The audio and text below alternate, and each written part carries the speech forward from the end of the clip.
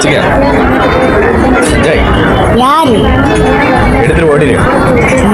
நாங்க ஓட மாட்டோம்டா, பிடிக்க தெரியாது எங்களால. A few minutes later.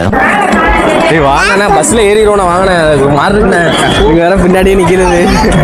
இங்க வாங்க, சட்டை எப்படி விடவே மாட்டேங்குதுண்ணே. சித்தப்பா நிக்கிறாரு வர.